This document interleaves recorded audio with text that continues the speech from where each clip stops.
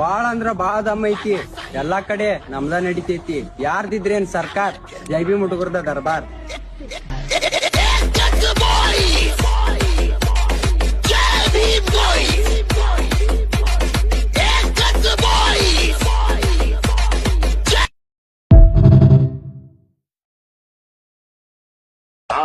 RX ಅದು ನೀವು ಆಯಾ ಬುಜ್ಜಲ್ಲಿ ಹೋದ್ರೂ ಮಜಾ ಬೇರೆ. RX ಅಲ್ಲಿ ಹೋದ್ರೆ ಆ ಸೌಂಡೇ ಬೇರೆ.